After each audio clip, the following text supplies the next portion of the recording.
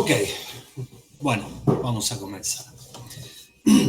Pensaba comenzar haciendo como una pequeña recapitulación de lo que empezamos a trabajar la vez pasada,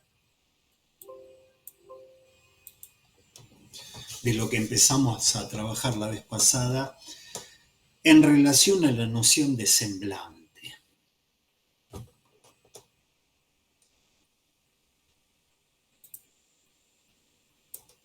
Bien, en relación a la noción de semblante.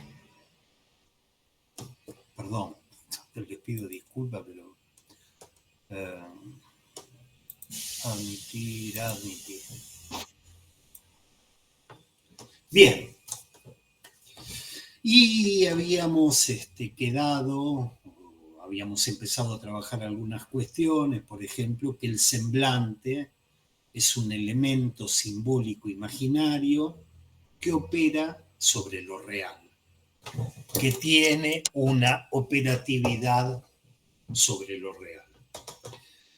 Entonces, quería, si me acompañan, trabajar un poquito algunas cuestiones sobre el esquema que presenta Lacan en la página 109, al comienzo de la clase 8, el saber y la verdad. En este lado, entre lo simbólico y lo real, que Lacan escribe semblante a. Quería hacer con ustedes algunas articulaciones. Entonces, mientras admito acá algunas personas, admitir, entonces, quería que tracemos, no está en el esquema, pero me parece que servía un poco para pensarlo, que tracemos mentalmente las tres mediatrices de este triángulo equilátero. No sé si recuerdan que mediatriz es una recta en un triángulo que sale del vértice, sale de un vértice y va hasta el lado opuesto a ese vértice.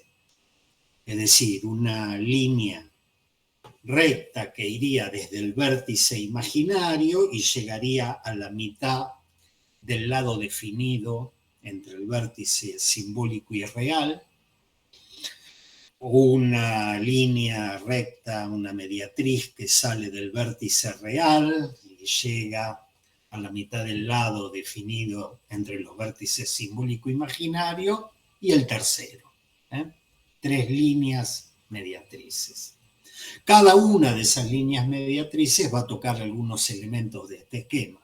Significante del otro tachado, verdadero, va a estar en el lugar de la mediatriz que parte del vértice real.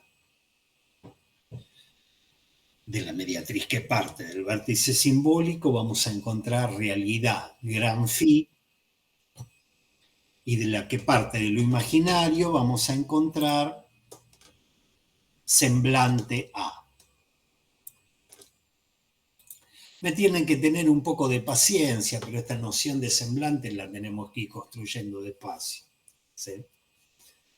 Entonces, quisiera agregarle a la frialdad del esquema geométrico un poco de movimiento clínico. Como si, digamos, tratemos de pensar un poco la clínica a partir de esto, ¿no? De la dimensión clínica de este cuadro.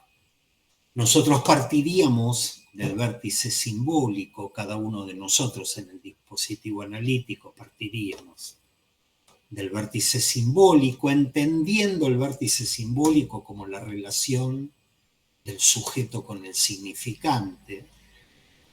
A lo largo de estos años hemos trabajado diversas dimensiones, diversos estatutos del significante.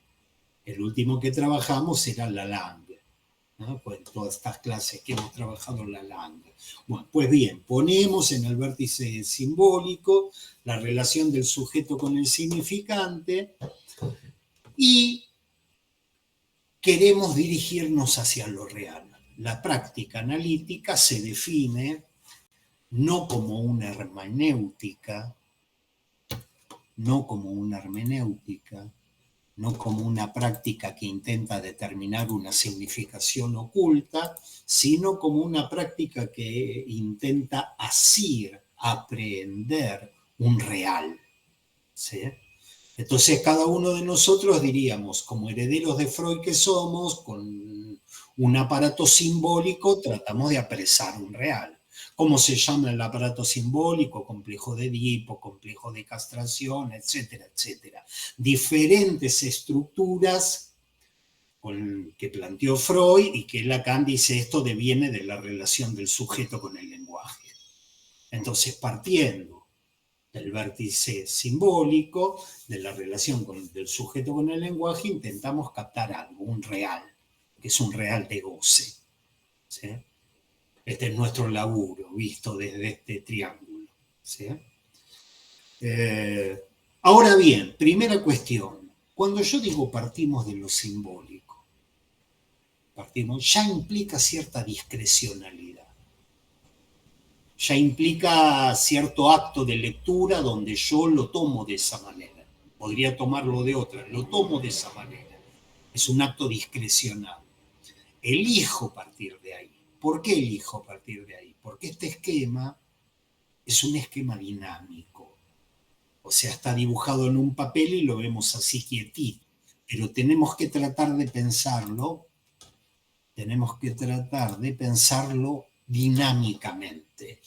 ¿Sí? Lo simbólico tiene una direccionalidad a lo real en la medida en que lo real, vean las flechas, lo simbólico tiene una direccionalidad a lo real, mientras que lo real se va dirigiendo a lo imaginario, que a su vez se va dirigiendo a lo simbólico. ¿Sí? Es un esquema en movimiento. ¿Sí? Un esquema dinámico. Yo digo, bueno, paremos, vamos a arrancar, vamos a arrancar desde este vértice simbólico, con lo simbólico nos dirigimos a lo real, ¿sí? Y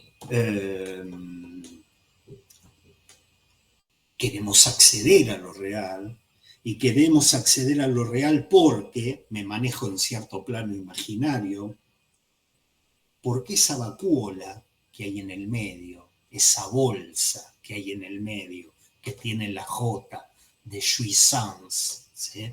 Eso es pensado como una bolsa, una vacuola, dentro de la cual hay un goce. Y parece ser que la salida, si el dibujito representa algo, la salida de la bolsa, la boca de la bolsa, desemboca en el vértice real. ¿Sí? Quiere decir que de alguna manera, a través de lo simbólico, intentamos apresar un real de goce. ¿Sí? Vamos hacia lo real porque ahí parece confluir esa vacuola de goce. Ahora bien, en este camino que va de lo simbólico a lo real, en este camino se produce en el punto de intercepción de la mediatriz con el lado simbólico real, se produce algo que Lacan dice que es indiscernible de su dimensión imaginaria, un semblante. En este punto que va de lo simbólico a lo real, se produce algo que Lacan dice, y esto es indiscernible de su estructura imaginaria o del imaginario, y esto es un semblante.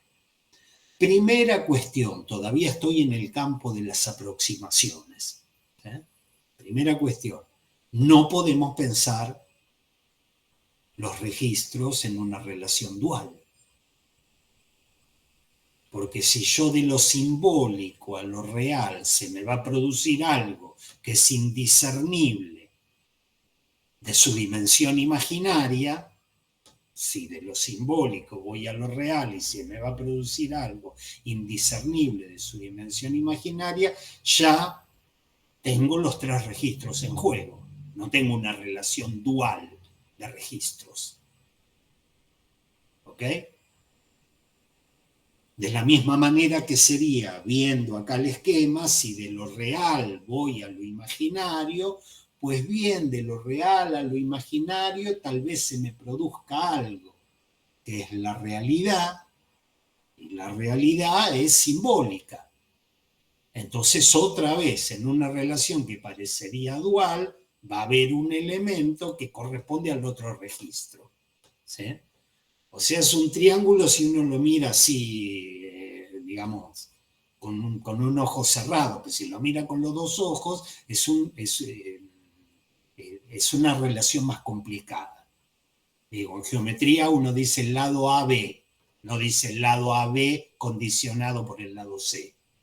¿Estamos? Gladys Barbero ha levantado la mano. Decime, Gladys. No, los registros acá entonces están al mismo nivel, están homologados, porque antes predominaba uno u otro, ahora están todos al mismo nivel. Vamos hacia ese lugar. Despacio, les estoy más o menos contando esto, porque un par de clases después, no lo vamos a ver este año, seguro la voy a saltar, porque vamos a ver que esto se trata de una articulación que es un poco diferente de la anterior. Sí. Si yo digo, voy de lo simbólico a lo real, sí, pero de lo simbólico a lo real necesitas lo imaginario, quiere decir que hay algo que es diferente. ¿Sí? Y en este sentido, este que trae Gladys, en la anterior enseñanza de Lacan, ¿sí? Lo real era algo que estaba era aprendido a través de la escritura. Era aprendido a través de la escritura. Lo hemos visto en las fórmulas. Era aprendido a través de la escritura. Y si uno agarraba y decía, che, pero lo imaginario, no, lo imaginario es, digamos, una dimensión encubridora. Es una dimensión determinada. Háblame de la lógica del goce en un ser hablante. Entonces, si vos me hablas de la lógica imperante en el goce de un ser hablante, vas a decir, existe un X para quien no fide X. Che, y ese existe un X para quien no fide X. A nivel imaginario, que es un tipo, tiene barba, bigote, tiene el pelo largo, el pelo corto, se viste de mina, se trasviste, no importa. Lo imaginario no importa, porque lo real era aprendido a través de la escritura sin imaginario. Ahora parece ser que en esta aproximación resulta que lo imaginario tiene un lugar que antes no tenía, el lugar determinado que antes no tenía. ¿Sí? Pero esto tiene matices y quería que me acompañen a trabajar un poco estos matices. ¿Sí? Estos matices pueden ser trabajados a partir de esta frase que leímos la vez pasada, que era el goce no se interpela, no se evoca, no se lo acorrala, no se lo elabora, sino a partir de un semblante. ¿Sí? Acuérdense, esto está en la página 112. ¿Sí? Yo había leído una larga cita, había hecho 102 clases, cocinamos, esto nos dan el Martín Fierro de oro del psicoanálisis, digamos por la complejidad que tiene. Pero decíamos, el goce no se interpela, no se articula, no se elabora, no se sacude, ¿sí? No se lo acorrala, sino a partir de un semblante. Y habíamos trabajado un par de semblantes que eran correlativos a diferentes estructuras discursivas. Yo podría hacer este triangulito, el triangulito, pero agarrar y decir, hago este triangulito del discurso amo. Y podría acomodar otras cosas. Y diría, lo estoy dando como un ejemplo, si hiciese el triangulito del discurso amo, diría, y desde lo simbólico, que tiene que ver con la ley y el orden, desde lo simbólico que tiene que ver con las leyes y con el orden público, yo me dirijo a lo real de un goce, vamos a poner del goce de un delincuente. Estafar, robar, violar, matar son manifestaciones de un goce, ¿sí? Pero desde lo simbólico, desde la ley, desde el plano de la ley, me dirijo al vértice de lo real con un semblante que es un S1, que es un significante amo. Y en ese semblante puedo poner el juez, la policía, el ejército, etcétera, etcétera. Se entiende que se puede construir este triángulo del discurso del amo también. Lo que pasa es que el semblante que se va a producir en el discurso del amo no va a ser el objeto A, va a ser el S1. ¿Sí? Bien. Entonces, el goce no se interpela, no se evoca, no se lo acorrala, no se lo elabora, sino a partir de un semblante. ¿Sí? Y en el discurso analítico, en el discurso del psicoanálisis, a diferencia de los otros, se produce un semblante, el objeto A planteado por Lacan a partir de su lectura de lo que es el objeto perdido en Freud. ¿Sí? Esto lo habíamos visto, lo habíamos abordado en la clase pasada, ¿eh? A partir de la noción freudiana de objeto perdido. Vamos a volver un poquito sobre eso, resaltando este dato que está en la página 112, esta parte que está en 112, que es este objeto A, causa de deseo, tiene una afinidad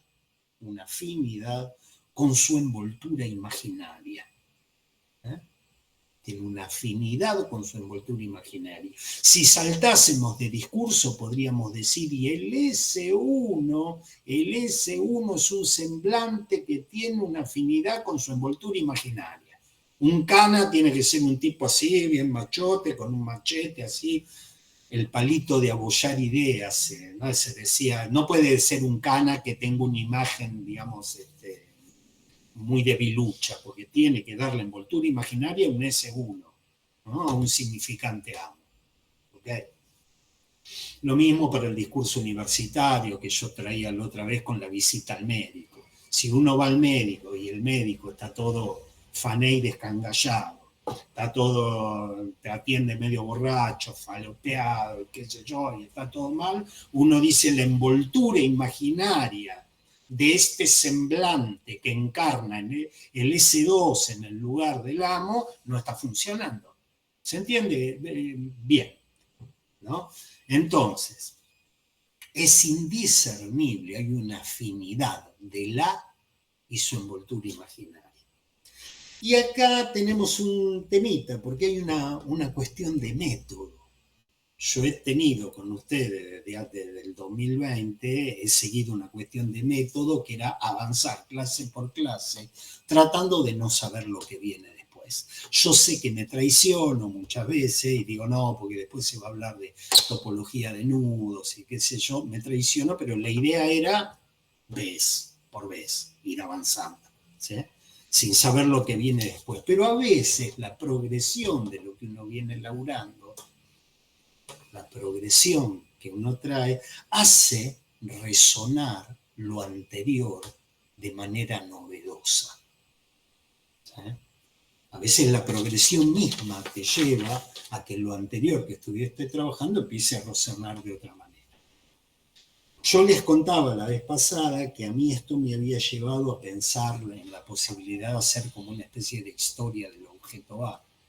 Así como hicimos algo así como una pequeña historia del significante del otro barrado y que dije, no, de ninguna manera nos va a sorprender el 2030 trabajando este tipo de cosas, pero digamos que se podría hacer.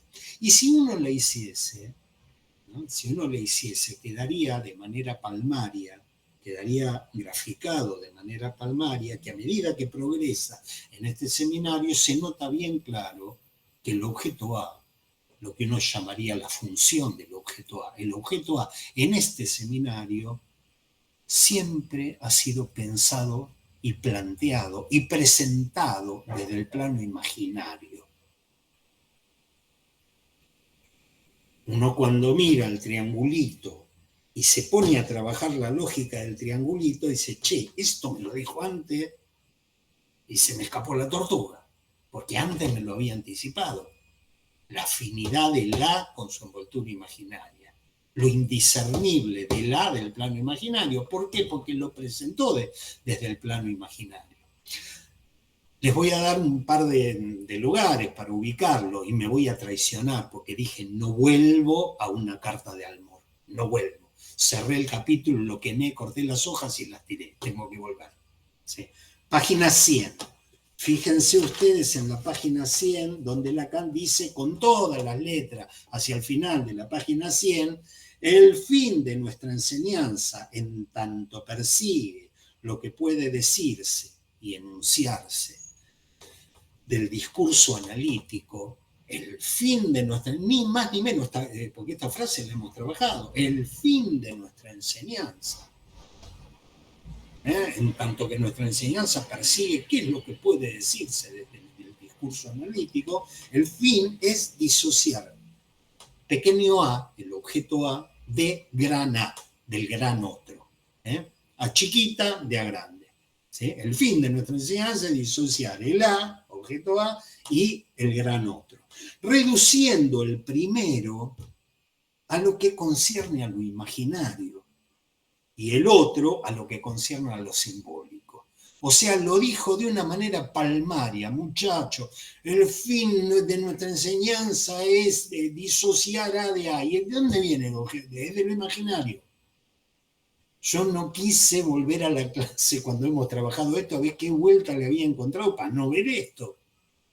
Para no ver que verdaderamente el objeto A, este objeto que hemos trabajado tantas veces como plus de gozar, como el objeto pulsional, como el vacío del objeto de la pulsión, etcétera, etcétera, etcétera, el tipo agarra y dice, y esto es de lo imaginario.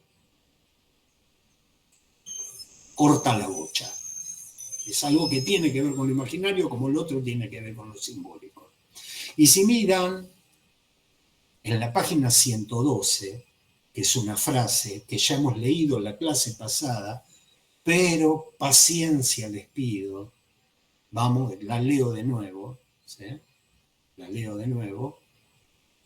Lo va a decir también con todas las letras. No tan cortito, pero con todas las letras. La leo de nuevo. Página 112.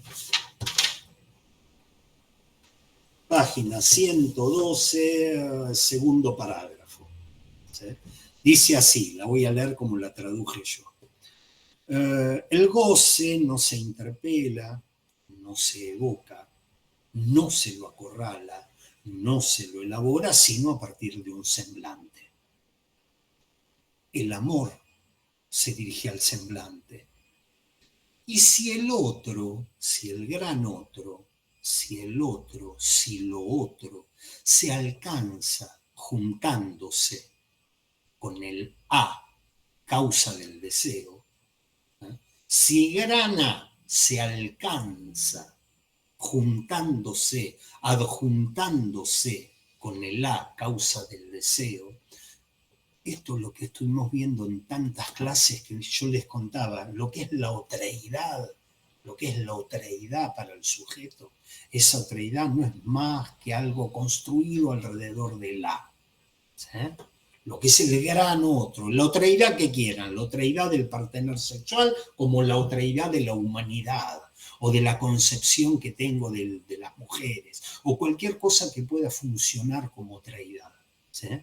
Entonces decía, si el otro, si esa otreidad solo se alcanza juntándose, adjuntándose con el A causa del deseo, igual se dirige al semblante de ser. El amor se dirige al semblante, el amor se dirige al semblante de ser. Este ser no es poca cosa. Ahí dice algo así como este ser, nada no es ese ser, dice algo así. Bueno, es una traducción mala. La mía es mala, pero a lo mejor. ¿Sí? Ese ser c'est pas rien. ¿Sí? No es poca cosa. ¿Sí? Ese ser no es poca cosa. Se le supone al objeto A. ¿Sí? Continúo. Está hablando del objeto A. No habremos de encontrar allí la huella de que como tal el objeto A, ¿No habremos de encontrar allí la huella de que como tal responde a algún imaginario?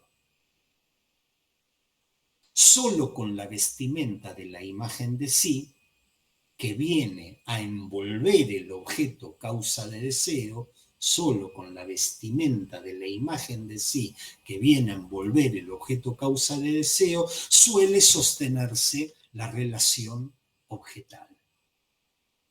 Hay una relación objetal, yo, otro yo, ¿sí? Y ahí va a haber en el plano del otro un objeto causa de deseo, vestido, ¿sí? Con una imagen de sí. Vestido está muy mal o muy poco, acentúa muy poco la dimensión en la cual lo imaginario es ineliminable, es consustancial. Por eso a Juan yo le había hecho llegar este cuento de la bailarina que se va sacando los vestidos, ¿sí? Imagínense que la piel de uno mismo es un vestido, ¿sí? O sea, la envoltura imaginaria es consustancial, es ineliminable, tiene una afinidad con el semblante, ¿sí? Por eso la vez pasada habíamos dicho, un semblante es un elemento simbólico imaginario, un elemento simbólico imaginario que opera sobre lo real. No es solo vestidura, es simbólico imaginario, ¿no? Entonces, decía, solo con la vestimenta de la imagen de sí que viene a envolver el objeto causa de deseo, suele sostenerse la relación objetal. La afinidad de la con su envoltura, sigo leyendo esta frase, son afines, el A con su envoltura. Es una de las articulaciones principales propuestas por el psicoanálisis. Este es para nosotros esencialmente el punto de suspicacia que el psicoanálisis introduce. Es allí que lo real se distingue. Lo real no puede inscribirse sino en un impas de la formalización. Entonces es una frase que en un segundo acercamiento, el primero lo hicimos la vez pasada, en un segundo acercamiento, tenemos un semblante, el objeto causa de deseo y su vestimenta, ¿sí? El objeto causa de deseo y su vestimenta, y hay un semblante, ¿sí?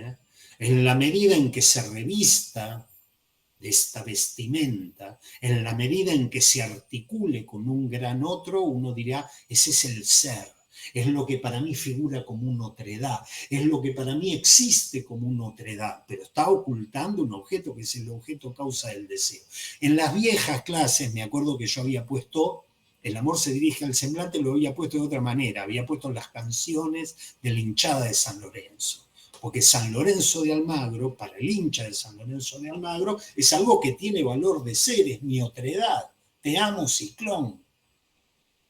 ¿Se entiende? Y uno diría, bueno, hay un objeto causa ahí. Si no, no te funcionaría vos como otredad. ¿Sí? Si no, eso no te funcionaría vos como otredad. No me quiero perder porque lo hemos trabajado juntos esto, ¿no? Por un lado esto, el semblante, que es aquello con lo que se evoca, se acorrala el goce, por un lado eso, y dice, es allí que lo real se distingue.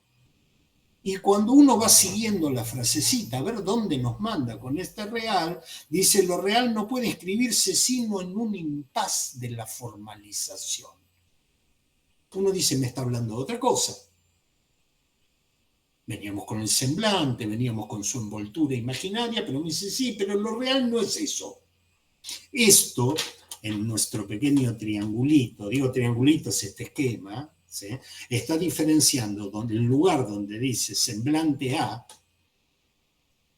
de donde dice real. Dice, lo real no es eso. Es como si te dijese, ¿se acuerdan del A, objeto, pulsional, como el real, no es eso. Lo real se distingue. ¿Y qué es lo real?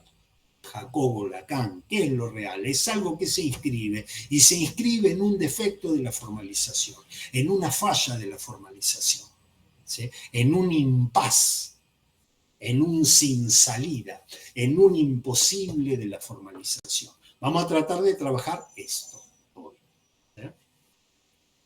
Entonces, vuelvo. Estoy dando como en una espiral, estoy dando vueltas en la espiral. Tenemos el objeto A, indiscernible de su dimensión imaginaria, y lo real por otro lado, como algo inscripto o a ubicar en un impas de la formalización. Y venimos trabajando esto en la línea de ubicar al objeto A en el plano del imaginario. El objeto A es imaginario. Son de estas vueltitas que da Lacan, dice, ¿cuándo terminaste de cambiar? Y pasaron unos años trabajando cosas, empecé con el objeto A en un lado, terminé con el objeto A en el otro. En este seminario lo presenta así, como formando parte de lo imaginario, como viniendo del plano imaginario. Y para eso, para darle alguna vuelta, sin hacer la historia del objeto A, porque no la iba a hacer, sin hacer eso, tenemos que decir, ¿cómo es que viene de lo imaginario el objeto A? Bueno, no es obvio. Perdón que yo dé vueltas a veces en espiral, pero uno dice, chico, la lógica que habíamos trabajado era otra cosa, no venía de lo imaginario.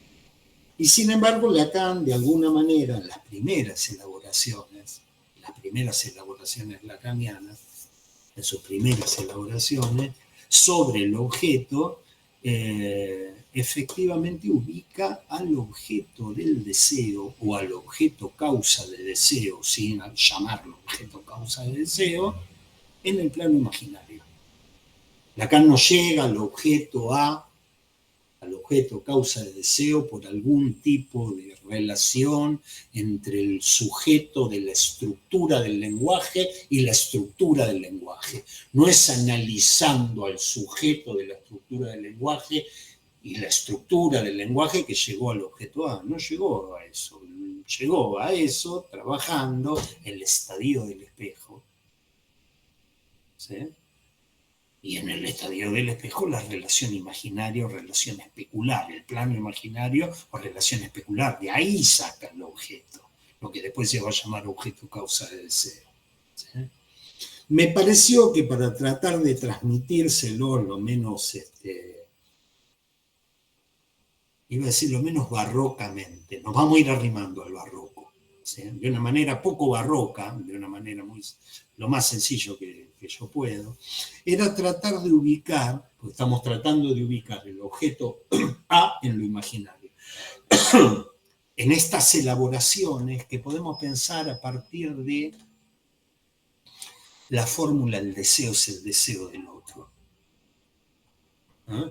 Esta es una dimensión que Lacan ha trabajado desde el primerísimo Lacan, el deseo es el deseo del otro. ¿Ah? Pensar el deseo del que habla el psicoanálisis no es mi deseo, no es yo deseo tal cosa. Uno puede demandar tal cosa, puede querer, puede tener la voluntad de tal cosa, pero el deseo que encuentra Lacan en Freud no es un deseo así, es más bien deseo de deseo. El deseo es el deseo del otro.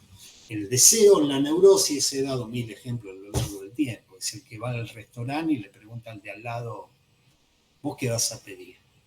Ubícame un poquito en tu deseo, así yo me puedo ubicar en el mío.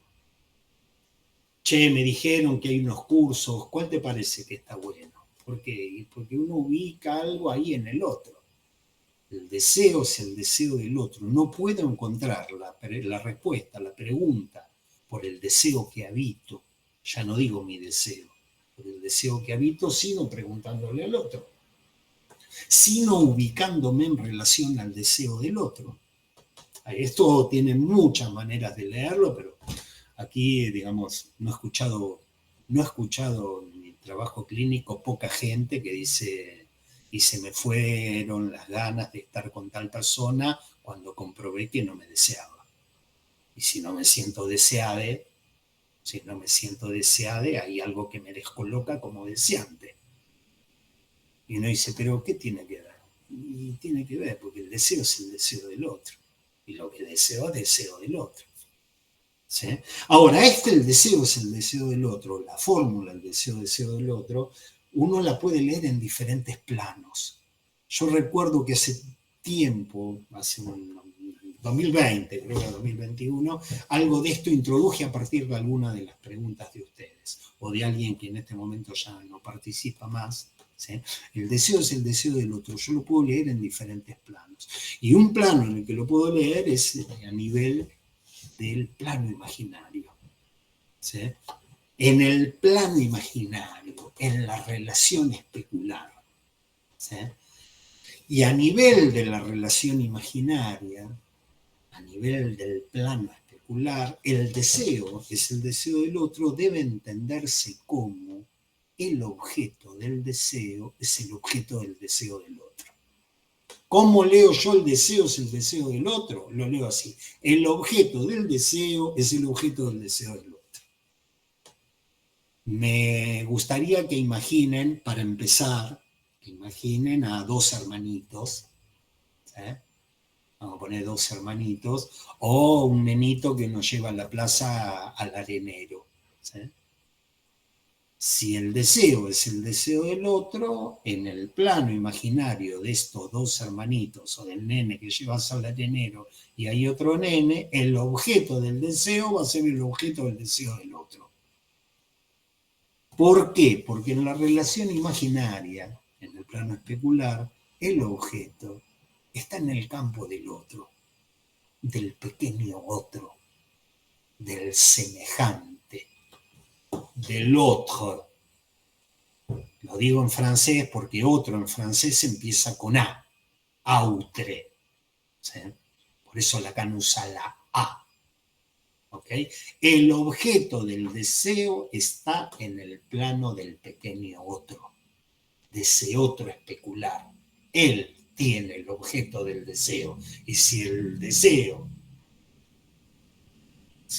es el deseo del otro, quiere decir que el objeto del deseo es el objeto del deseo del otro, siempre se me va a presentar ahí. El otro tiene lo que yo quiero. ¿Sí? Tanto es así que si ustedes recuerdan el viejo esquema lambda, ¿se acuerdan del esquema Z? Seminario 2, seminario 3, en el esquema lambda, el eje imaginario, esa A', ¿no? Esas dos A, una es el otro que soy yo y la otra A es yo que soy el otro. Una A es el otro que soy yo y otra yo que soy el otro. ¿Por qué? Porque se trata de una relación especular.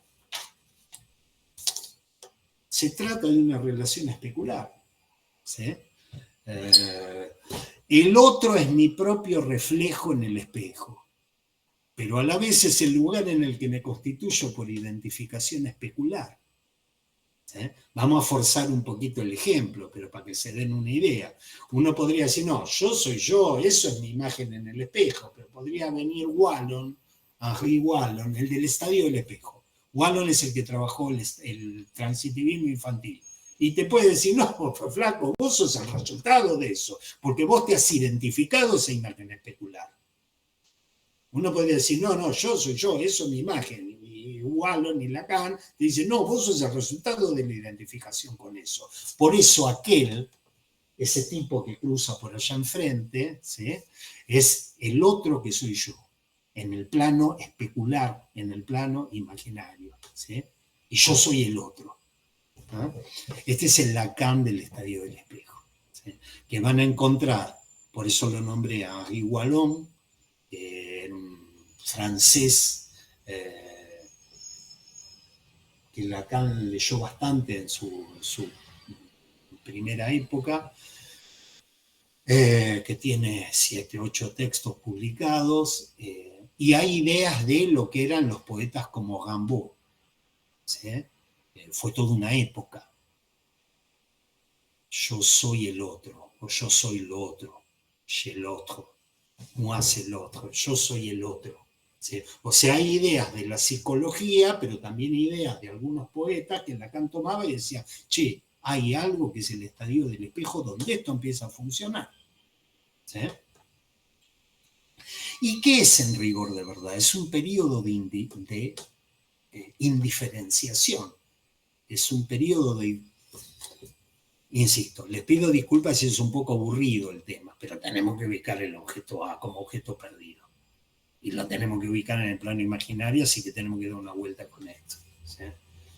Entonces, este registro, este plano, es un plano de indiferenciación yo-otro, ¿no? Es el transitivismo infantil. El otro tiene algo que me pertenece. Y porque lo tiene y me pertenece, me descompleta. Y quiero el objeto porque lo tiene el otro. ¿Se acuerdan los fenómenos de transitivismo infantil? Un nene le pega al otro y se pone a llorar. Y uno le dice, ¿por qué lloras? Porque me pegó. Y uno dice, está mintiendo, este le pegó a aquel. No, se pone a llorar porque él es el otro. A este periodo de indiferenciación. Entonces, el objeto, ¿sí? El otro tiene algo que me pertenece, porque lo tiene el otro me descompleta, y quiero ese objeto, ¿por qué? Porque lo tiene el otro. No sé si soy claro. El objeto no vale por sí mismo. No es el objeto en sí lo que es el objeto del deseo. No vale por sí. Lo quiero porque lo tiene el otro. Con las veces que lo he trabajado con ustedes, traía el mandamiento. No desearás a la mujer del prójimo. Alguien captó algo ahí. Sí, porque la mujer deseable es la mujer del prójimo.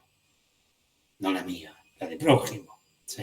Y si se diese que pudiera llegar a apoderarme del objeto, si es que yo podría, si es que pudiese apoderarme del objeto, me mataría, me aniquilaría como deseante. Esta dimensión del deseo es el deseo del otro, es una dimensión que termina con la muerte, pero no con la muerte, estoy hablando de la dialéctica del amo y del esclavo. No es la muerte real, es la muerte como deseante. Si yo puedo apoderarme del objeto, del deseo, en la medida en que es el objeto del deseo del otro, me mato como deseante. ¿Por qué? Porque yo accedo al objeto y una vez que lo tengo, digo, ya no lo quiero más. Porque lo quería porque lo tenía el otro. Ahora que lo tengo, no lo quiero. Y qué padre, qué madre no ha visto al niño pedir, quiero que me compres la espada de no sé qué cosa, la espada de qué, no, la espada que tiene Francisquito. Y tiene la espada de Francisquito. Error comprarle la espada de Francisquito, pues se la compras, se la mira y la tira ahí entre los cosos, porque no era la espada, era la espada de Francisquito. Pues lo tiene el otro, entonces lo quiero porque lo tiene el otro. Es cómo funciona el deseo, es el deseo del otro en el plano imaginario, y funciona el objeto del deseo, es el objeto del deseo del otro. ¿Sí? Y realizar ese deseo te aniquila como deseante. ¿Sí? Si tienen, lo leen del otro lado del espejo, del otro lado del plano imaginario, del otro lado del eje A'. Deseo algo porque lo quiere el otro. Porque a mí no me interesaría nada. Esta espada que me compró no sé quién, voy y la muestro así el otro, se la muestro al otro para que el otro la quiera, y yo la deseo porque la quiere el otro, porque si el otro me dice, no me interesa la espada, yo quiero jugar con la Barbie, tiro la espada y empiezo a desear la Barbie. El objeto del deseo es el objeto del deseo del otro. Y una cosa que les quiero transmitir es que este periodo de transitivismo infantil dura toda la vida. Ya se habrán dado cuenta que este periodo, que se da entre los 6 y los 18 meses, dura toda la vida. Por eso ella no se interesa en otras parejas que las parejas de les amigues de ella. Ni bien pinta un amigo con pareja, empieza a mirar y le empieza a gustar la pareja de ella, porque es de ella. Y uno dice, pero ya tenés más de 18 meses. Sí, tengo 50 años, pero esto funciona así, porque funciona toda la vida. Y no se dan una idea hasta qué plano. No se dan una idea grandes personas con años de análisis, con formaciones, qué sé yo, nos ponemos locos cuando queremos algo porque tiene el otro. O sea, no estoy hablando mal de nadie, estoy hablando de mí. Lo dije así en la anunciación. ¿No? Quiero lo que el otro tiene, el otro tiene, y si lo tiene el otro, lo quiero yo. Después no sé qué hacer con eso. Bien. Toda la vida. ¿Sí? Entonces, es interesante pensar que una cualquier cosa, porque es una cualquier cosa, causa, subrayo, causa el deseo más enardecido. Una cualquier cosa llama al deseo más frenético. ¿Sí? Ahora bien, psicoanálisis, suspicacia, ¿no? ¿Se acuerdan la frasecita que leí recién? Que dice, el objeto, para nosotros introduce esencialmente este punto de suspicacia. ¿Será la palita verde? Porque el nenito cuando llegó al arenero y vio al otro con la palita verde, se puso a llorar porque le sacaron su palita verde, porque es el deseo, el objeto del deseo del otro. ¿Será la palita verde? Y uno dice, no, no es la palita verde, no es la pelota de no sé qué, no es el amante joven, porque mi amigue tiene un amante joven, entonces si el objeto del deseo es el objeto del deseo del otro, no es el amante o la amante o le amante joven, no es la palita, no es la pelotita, ¿sí? Es simplemente algo que tiene el otro. En el plano imaginario, el otro del plano imaginario, y a esto Lacan lo llama A. Arrancó ahí. La película arrancó ahí. Es un objeto que tiene el otro. ¿Sí?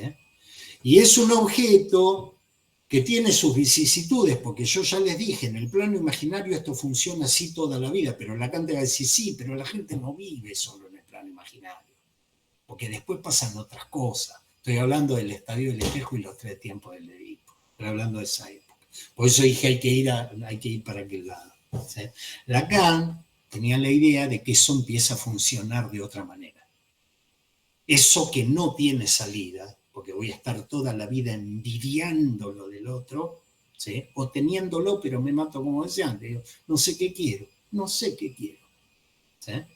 Entonces, eso comenzaba a funcionar de otra manera porque aparecía un elemento simbólico. En ese plano A' aparecía un elemento simbólico y este elemento simbólico introducía una falta. ¿Sí? Introducía una falta. Esa falta la llamamos la castración. ¿Sí? Y por operatividad, la voy a hacer corta, porque conocen la historia, pero por operatividad de ese elemento simbólico, ahora cada uno tiene su falta. ¿Sí? Cada uno tiene su falta.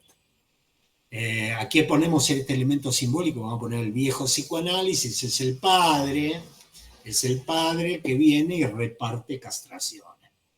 ¿Sí? Dice, no es que vos tenés una falta y tu hermanito tiene lo que a vos te falta.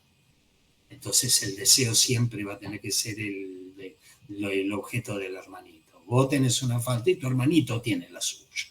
Así que muchachos, arréglense con esta falta que se llama la castración, arréglensela en la vida, no vayan buscando al que tiene al lado. Esto que hace ese elemento simbólico, que es el padre. Yo me río porque, por un lado, uno lo piensa como los niñitos, y después ve los niñitos de 50, 60, 70. Los pacientes que tienen 40 y entonces se agarran y te dicen, no, todas mis amigas están embarazadas, y vos qué, y no sé, qué sé yo, no sé, si todos están embarazados, yo quiero estar embarazada, o lo que sea, amantes jóvenes, tal, lo que se les ocurra. ¿Sí? Y en este sentido, el querido psicoanalista, en este sentido, tiene que, vamos a decirlo así, inscribir la castración en las escenas en que la castración no se inscribió. Porque dice, este deseo está funcionando con adherencias imaginarias. Quiero lo que tiene el otro, quiero lo que tiene el otro. Bueno, no funcionó algo que es, flaco, arreglátela con tu propia falta. ¿Sí? Entonces, arréglensela cada uno. A este nivel, a este nuevo nivel que les estoy trayendo, ¿sí? El deseo es el deseo del otro, hay que leerlo como el deseo es el deseo de falo. ¿Se entiende la diferencia? Una cosa, el deseo es el deseo del otro, el deseo del objeto de deseo es el objeto de deseo del otro, otra cosa, agarrar y decir, el deseo es el deseo de falo. ¿Y qué es el falo? Y el falo es lo que supuestamente suturaría tu castración, y no tiene que ver con lo del otro, porque el otro se la tiene que arreglar él con la suya. No te creas que tiene. Si ustedes si ustedes lo saben, pero hay que darle una vuelta a esa dimensión patética que tienen a veces. Se ve al rojo vivo cuando hay una separación. Se separa un matrimonio de qué sé yo, y ella ya armó pareja, y hay todo porque están mirando al otro, y cualquier cosa que hace el otro es una cosa terrible, y desata pasiones. Por eso usaban las palabras, el deseo más enardecido, el deseo más frenético de ese objeto. Esta acción de la castración, esta acción del elemento simbólico, instituye al objeto como un objeto perdido. Se perdió. Se perdió. Ya es otra cosa. Antes está ahí. Es un objeto que puedo llegar a agarrar. Acá está perdido. Articulado una ley. ¿Y qué te dice la ley? Que eso se perdió. ¿Sí? Y aunque más allá, digamos, de las leyes, ¿no? De las leyes del padre y sus vicisitudes, sigue la operatividad de un objeto perdido. Es un objeto perdido que causa el deseo. Es un objeto perdido que llama al deseo. ¿Sí? Y me tomé toda esta vuelta para trabajarlo porque no estoy sino trabajando cosas simbólicas, ¿sí? Leyes que dicen esto se perdió por la castración, se perdió por la falta, pero con una fuerte impronta de lo imaginario. Una fuerte impronta de lo imaginario, para tratar de decir, muchachos, hay un semblante que es un mix simbólico-imaginario, que es sobre el objeto perdido. ¿Sí? Una cosa es actuar por una orden, otra actuar por el carácter imperativo que tiene una orden basada en el saber, y otra cosa es tener una operatividad que se basa en eso. No hay. Es un tema, porque es un tema.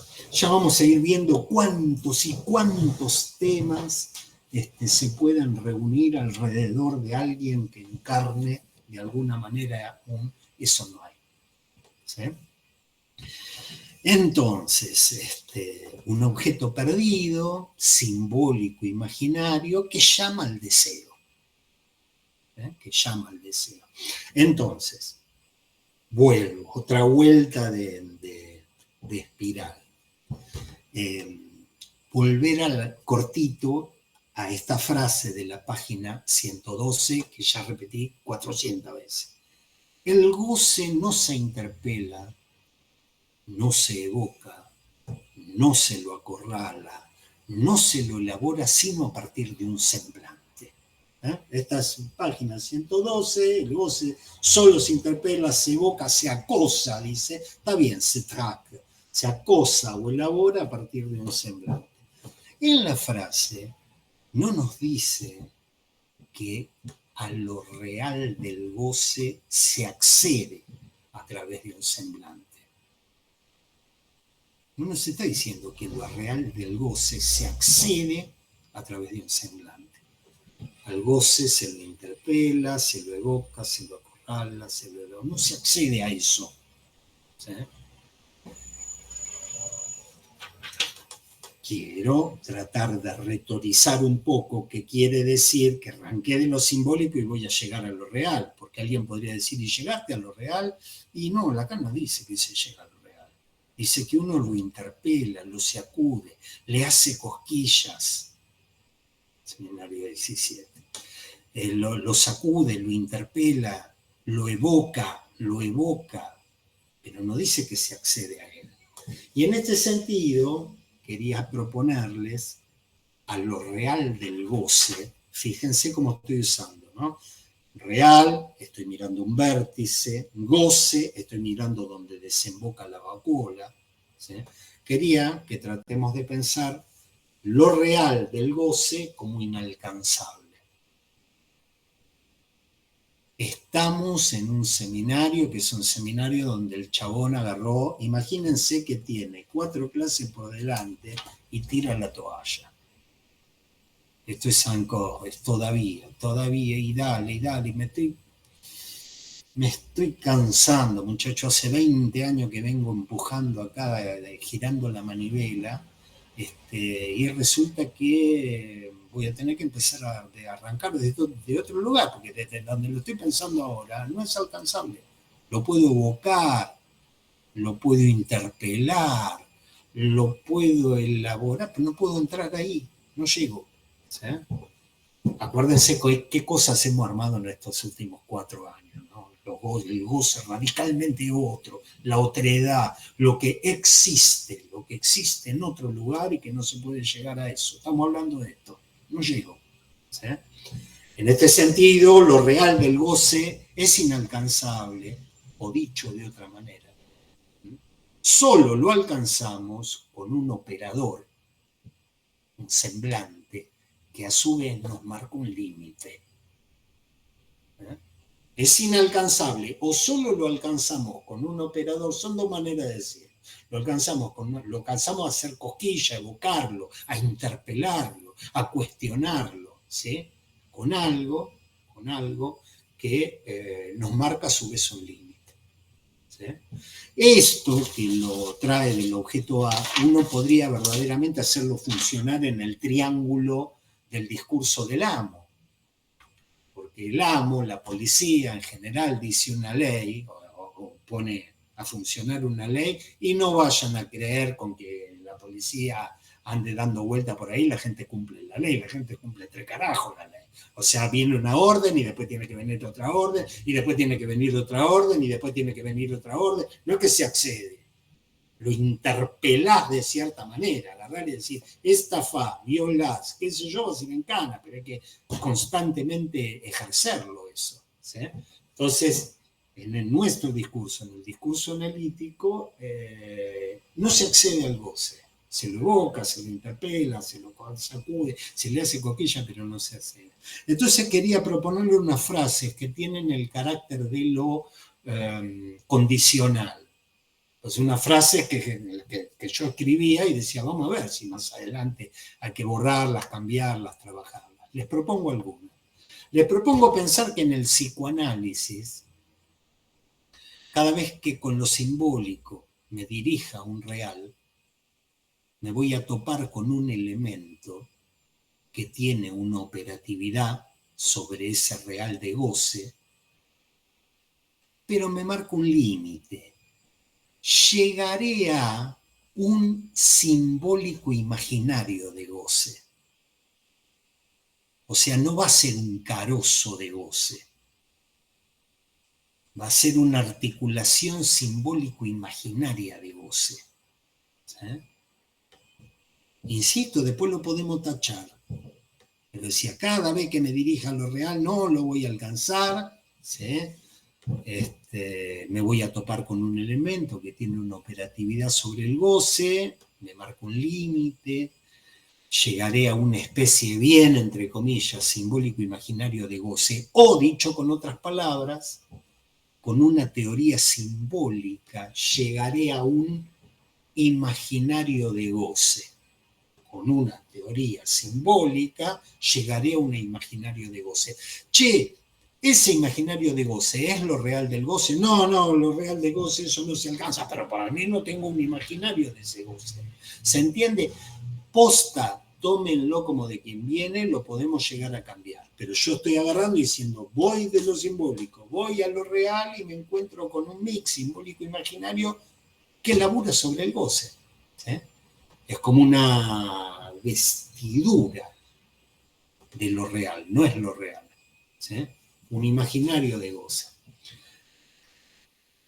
Quería decirle esto porque es un hecho que ustedes hacen teoría. Hoy somos pocos, dice que vacaciones de invierno, pero ustedes hacen teoría. Yo sí los conozco, sé que hacen teoría. Incluso algunos de ustedes hacen teorías con sus análisis. Hacen teorías que van generando con su propio análisis. Incluso a veces aprovechan espacios de transmisión. ¿Sí? Espacios de transmisión a veces como este. Aprovechan lo que pueden extraer de eso para hacer teoría. ¿Sí? Para hacer teoría de sus análisis. Ahora, si yo les preguntase, gente, ¿han accedido ustedes a lo real del goce? Y lo más probable es que me digan, mira, no sé si accedí, pero tengo algunas imágenes del asunto. Tengo algún imaginario de lo que es el goce.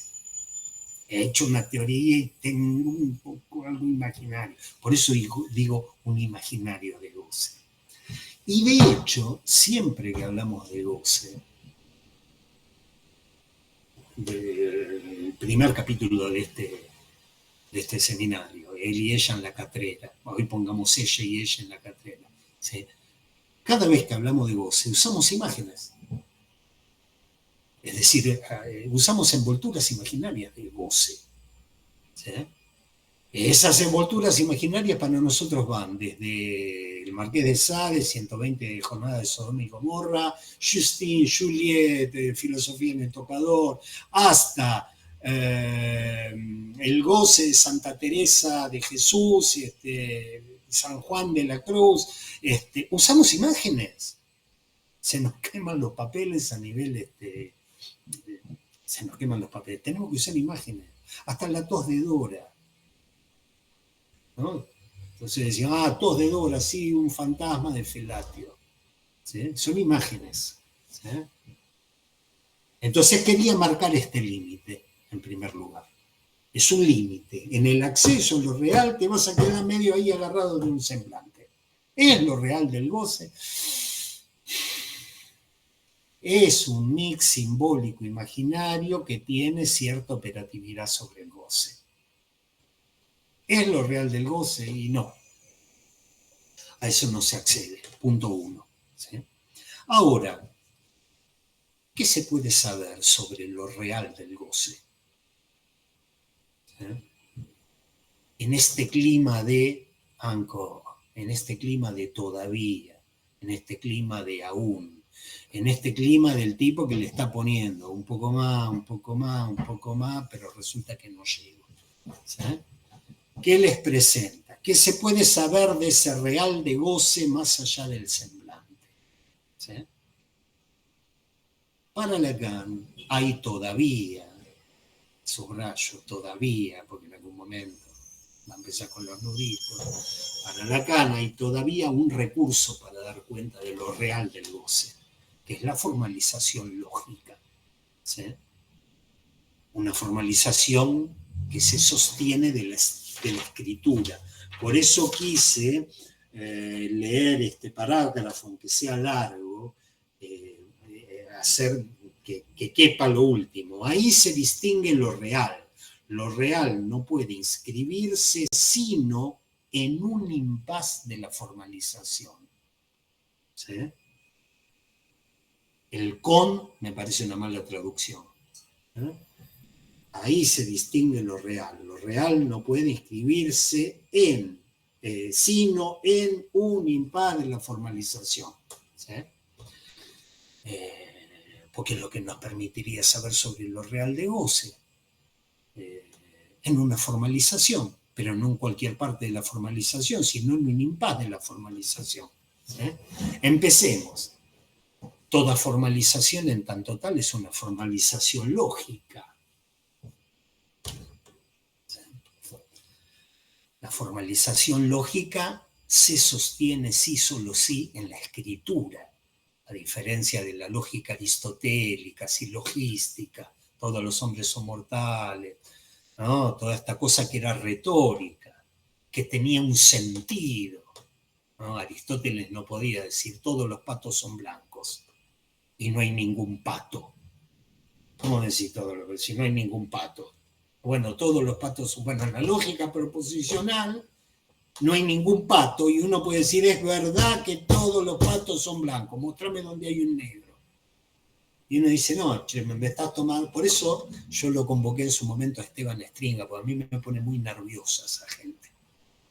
En este cuadrángulo todas las rayas son verticales. Es un cuadrángulo donde no hay ninguna raya. Sí, pero es una cuestión de validez de la escritura. ¿Sí? Se sostiene en una formalización escrita. ¿Sí? Y Lacan toma como modelo la formalización matemática. ¿Sí? Estamos tratando de saber qué se puede saber del real de goce más allá del semblante. Estamos en esto. ¿Sí? Entonces, la formalización matemática, pues las matemáticas muestran cierta operatividad. Y es interesante porque es una operatividad por fuera del sentido.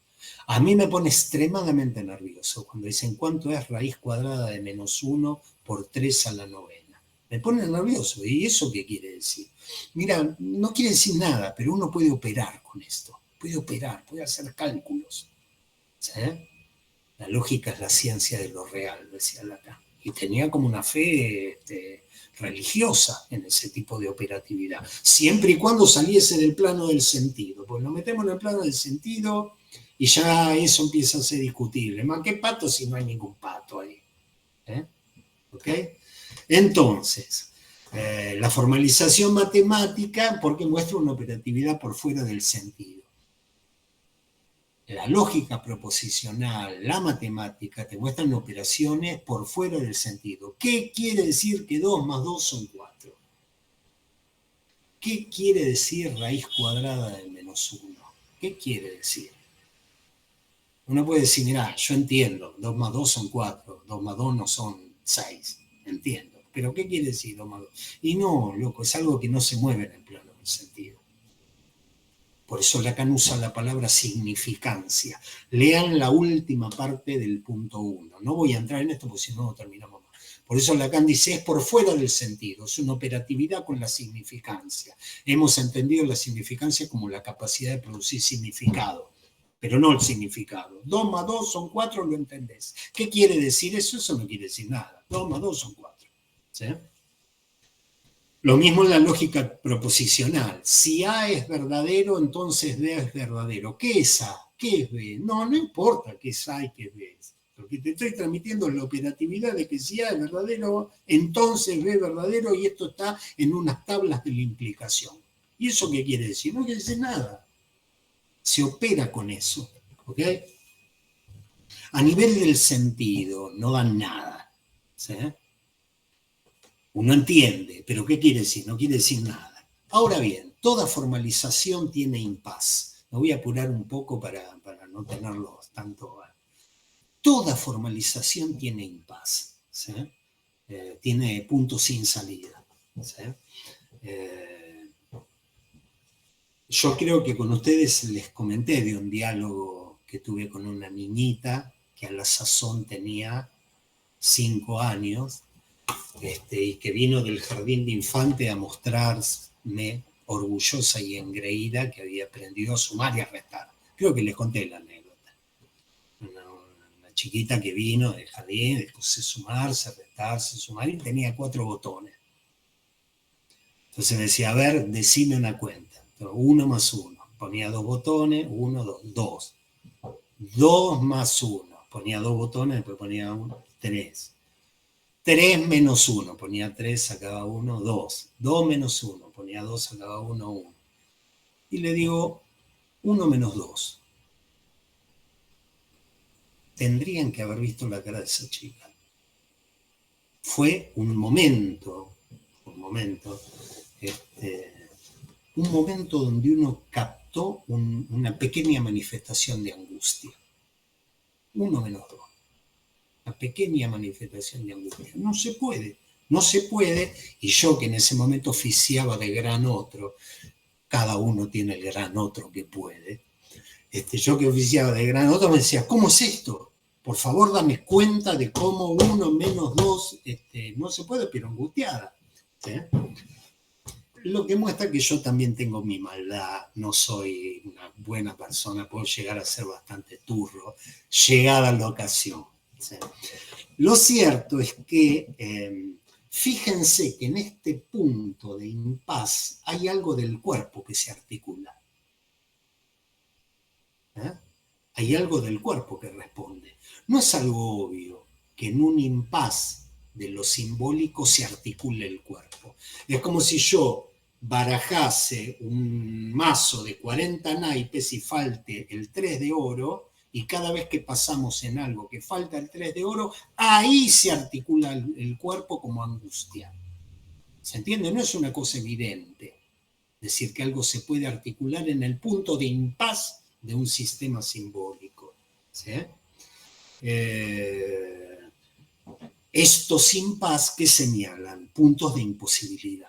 Y la historia de la lógica, y sobre todo la historia de las matemáticas, muestran cómo cada uno de estos puntos de impas, obligaron a realizar parches, que vamos a decir parches, obligaron a realizar parches para parchar ese punto de imposibilidad. ¿Sí?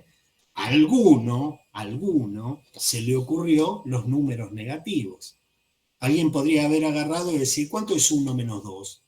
Menos 1. Pero para eso tenés que haber creado en el lugar del agujero, en el lugar de la imposibilidad, tenés que haber creado algo que mantiene el sistema a partir de un sistema que se cae, a partir de significante del otro tachado, a partir de la castración del otro, a partir del derrumbe de ese otro simbólico, en ese punto de real, lo parchaste, inventaste los números negativos. 2 menos 3, menos 1. Y así se han inventado números negativos, números imaginarios, números transfinitos, obedeciendo ¿a qué? A la necesidad de responder a los puntos de imposibilidad, inventando algo. ¿Sí? Y la apuesta lacaniana es que lo real del goce se articula en los puntos de impas, ¿sí?, de la formalización. Esto lo van a encontrar en la página 112, hacia el final del punto 1, cuando dice, y con todo, frente a una filosofía cuyo remate es el discurso de Hegel, la formalización de la lógica matemática, tan bien hecha, por solo sostenerse en lo escrito, la formalización de la lógica matemática tan bien hecha por solo sostenerse en lo escrito, no nos servirá en el proceso analítico por designarse en ella eso que retiene invisiblemente el cuerpo. En plural lo pone. Eso que retiene los cuerpos.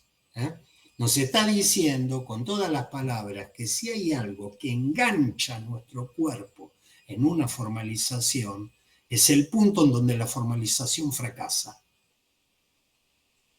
No sé si soy claro. Si hay algo que hace aparecer el cuerpo como goce, ¿sí?, es una manera de decirlo. Si hay algo que puede articular lo real del goce en una formalización, es el punto donde la formalización fracasa.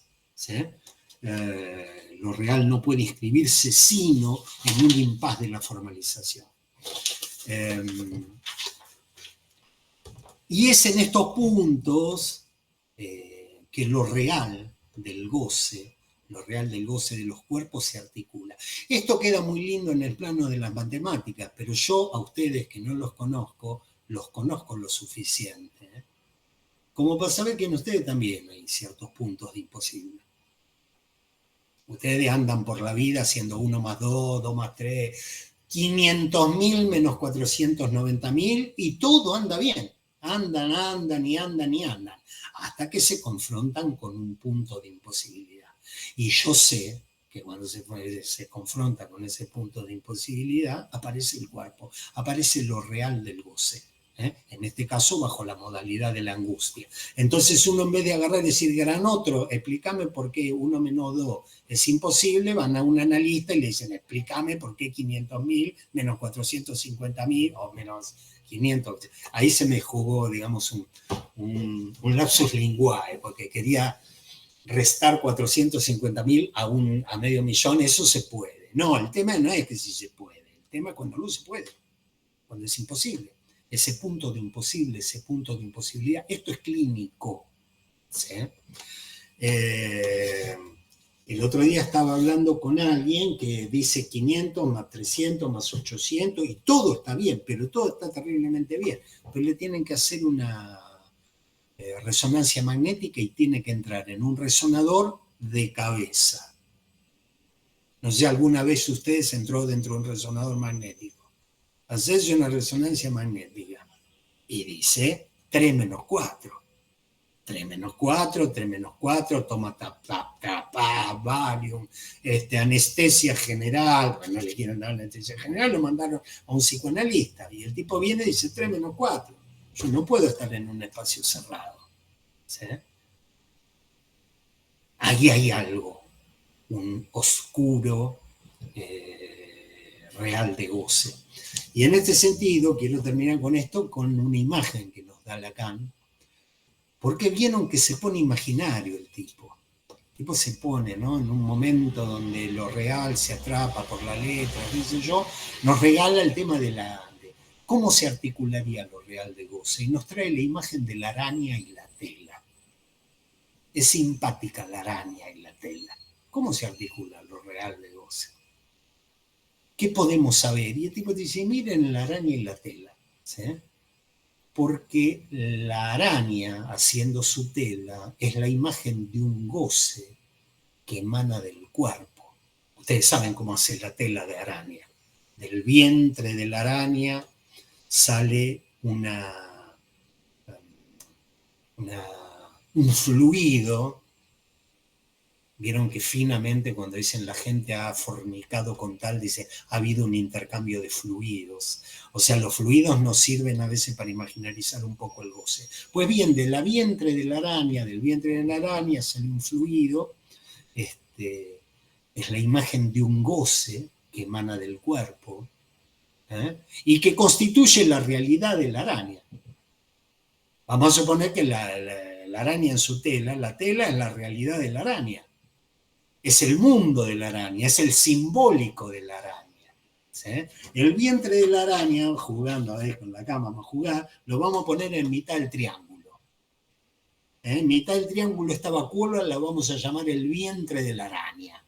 ¿Sí? Entonces, tenemos el vientre de la araña y con el vientre constituye su tela, que es su realidad. Es su simbólico, porque el goce, que es el fluido que sale del vientre de la araña, el goce, se hace tela, se hace trama. Una telaraña es una trama, pero me gusta trama porque trama también se hace argumento. El goce se hace tela, se hace trama, se hace textura, se hace texto escrito. Es una literación, ¿no? Corríjanme. ¿No? Texto escrito, si es un texto porque está escrito. ¿Saben? Se hace texto, se hace textura, se hace texto. ¿Sí? La araña aborda la realidad con los aparatos del goce. No, la realidad de la araña está estructurada a partir de los fluidos de su goce. ¿Sí? Aborda la realidad con los aparatos del goce. Si la araña fuese un ser hablante, porque la araña, la telaraña, la realidad de la araña articula todo su goce, pero porque la araña no habla, porque no es neurótica, porque si la araña fuese neurótica y se hablase, la araña diría, quiero hacer la telaraña de esta ramita, pero que agarre con el árbol que está ya a 100 metros. ¿Por qué? Porque hablo y porque soy neurótica. Porque si estoy reconectada a mi mundo como un animal, voy a hacer la tela donde sé que puede funcionar la tela. hay un saber que sabe eso en mí. Pero el tema es que como soy una araña neurótica, quiero, y hablo, quiero hacer una tela que agarque 1 o 2 árboles de 100 metros. Y el psicoanalista de la araña le diría, mire muchacha, esto es imposible. Y yo me juego que ahí la araña, si fuese neurótica, se angustiaría y sufriría y habría un goce ahí correlativo a la imposibilidad. ¿Ok? Voy a terminar diciendo que todos somos arañas acá. Recién estaba hablando de la claustrofobia y ahora se me ocurrió cuando leo acá, todos somos arañas. Bueno, tenemos ahí una aracnofobia, ¿no? Todos somos arañas de alguna manera, porque Freud pensaba un aparato psíquico que era una red neuronal. ¿Se acuerdan del proyecto?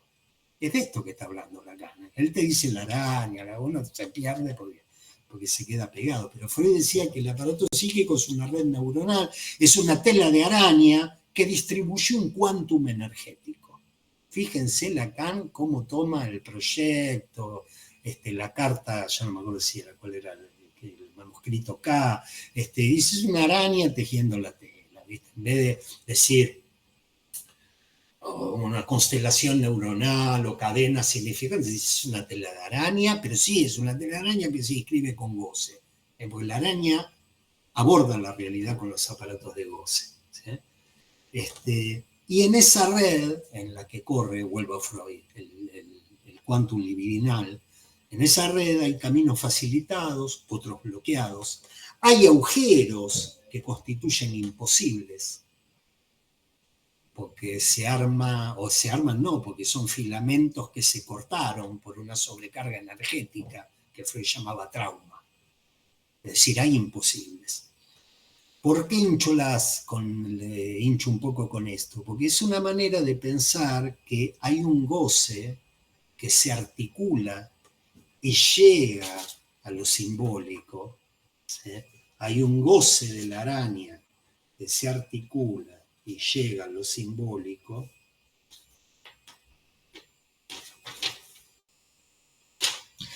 y hay un goce que se aloja en esos puntos de imposible. El tema ahí de la araña ya no nos sirve porque las arañas no hablan, pero sí el tema de la red neuronal freudiana, unos filamentos que se han cortado por un exceso energético, un trauma ha venido ahí, y eso no se articula. ¿Sí? Entonces vamos a continuar. Notarán que Lacan dice, bueno, hay toda una parte que es semblante, ¿sí? Simbólico imaginario, y hay una parte que es lo real del goce y la apuesta de que la escritura pueda agarrar algo de esto. Y nos trae, a veces, porque hay una cosa que es lógica, nos trae esto, la escritura, que en lo escrito se puede ubicar el goce en los puntos de impas, pero nos arma la teoría de la araña, que es más imaginario que eso, yo ya no sé qué es. O sea, es una puesta en acto en su propia clase, en su propia explicación, hace como una puesta en acto de lo que nos viene transmitiendo. El goce oscuro que sale del vientre de la araña. Voy a dejar acá por si hay preguntas, comentarios.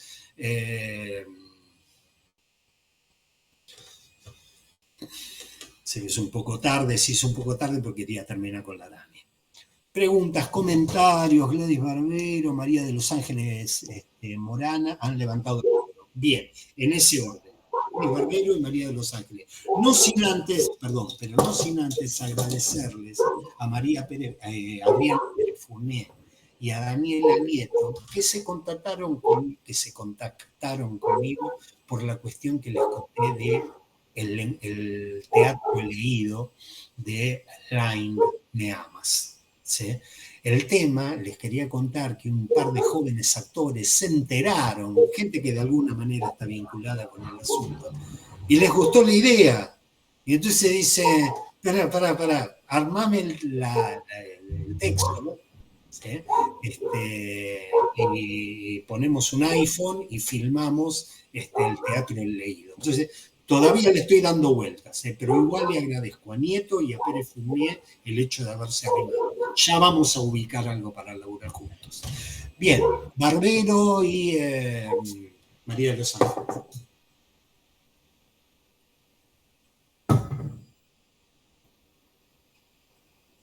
Tal vez Barbero quedó de la vez anterior. María de los Ángeles.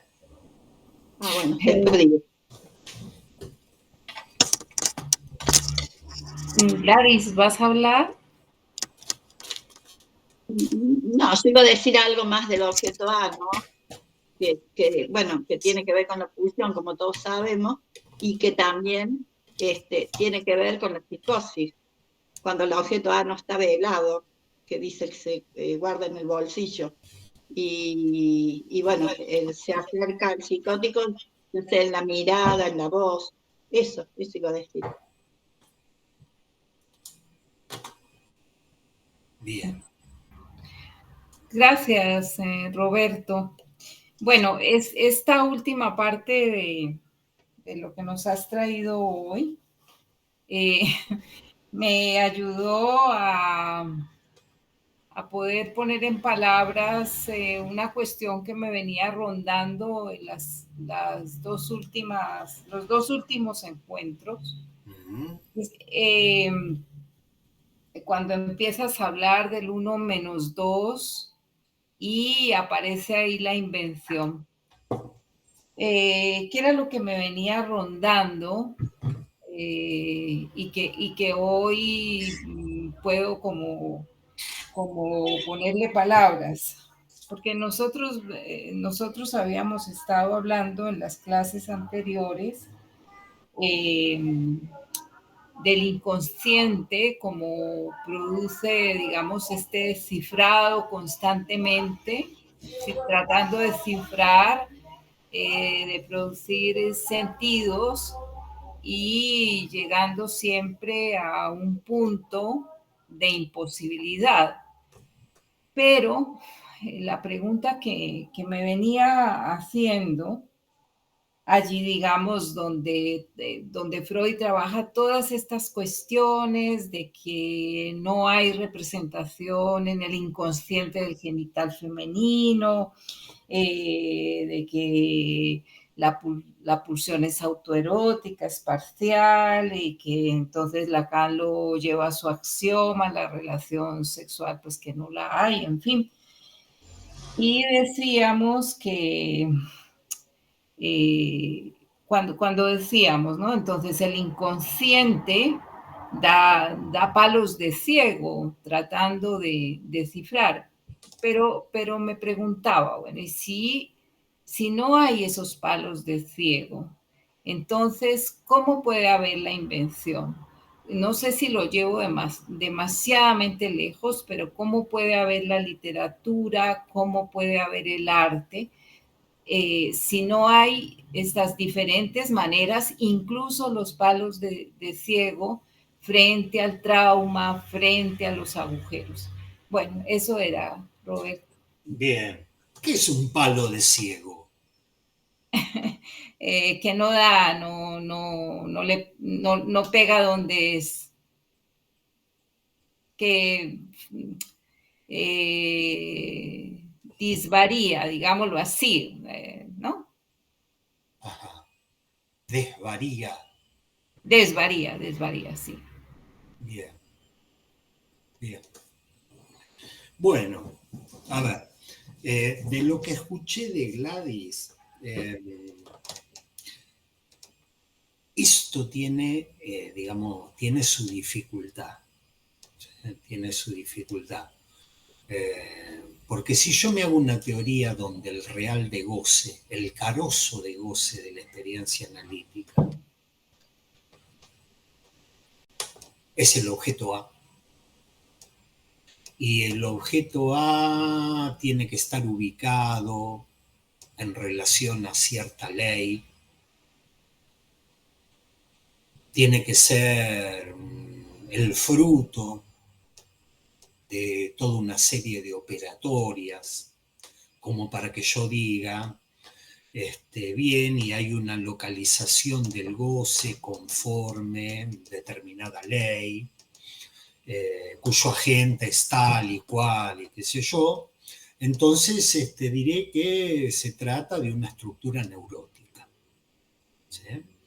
En cambio, ciertos fenómenos de deslocalización, de ese goce, me anoticiarán de una estructura psicótica. Pero es todo un tiempo de Lacan, donde el objeto A no es un semblante, es lo real.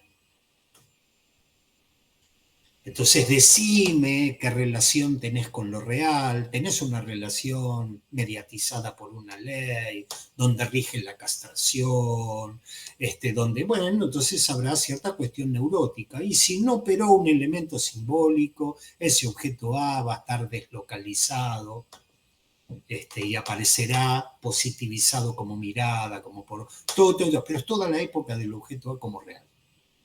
¿Sí? Nosotros acá estamos en un momento particular, porque es un semblante, es algo que opera sobre lo real, pero no es lo real. ¿Sí? Opera sobre lo real, pero no es lo real. Y es un mix, es una formación simbólico-imaginaria que tiene una operatividad sobre lo real. Lo real es otro lado, está en otro lado. Y vamos en camino a pensar cositas que nos pueden llegar a inspirar y a descolocarnos un poco. Imagínense que el objeto A sea nada más que la manera en que una soga pasa por arriba de otra. Es decir, cómo puede llegar a calzar un nudo. Si yo hago un nudo más sencillo que se les ocurra, va a tener como cierta, va a pasar por abajo, va a salir y después va a pasar por arriba y va a dar una... Eso es el objeto A. Es una manera en que calza. Es una consistencia lógica. ¿Se entiende? Entonces uno podría hacer Estoy respondiendo sobre la dificultad que genera tu pregunta. Tu pregunta es epocal, pero leído en una época en que no estoy hablando de eso, estoy hablando de otra cosa, pero que no es otra cosa la última palabra, porque después el objeto va a ser una consistencia lógica ubicar en la topología de los nudos. ¿Y dónde está el objeto? Está en la manera en que se articulan los cordeles. ¿Sí? Respecto de la invención, la creación y la imposibilidad, si hay algo que estamos, entre las tantas cosas que estamos trabajando acá, trabajamos los puntos de imposibilidad. ¿Sí?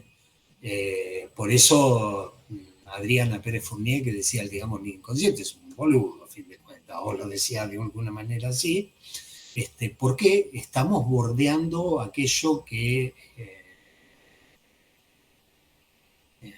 lo excede. ¿Sí? Estamos bordeando aquello que lo excede. Aquello que no puede ser capturado en las redes de saber.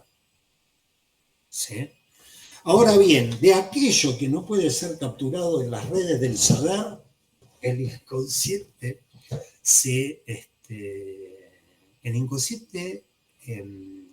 crea. El inconsciente crea. Estaba pensando en esta persona del resonador, que no puede entrar al resonador, que me contaba que parado frente a un pasillo estrecho y oscuro,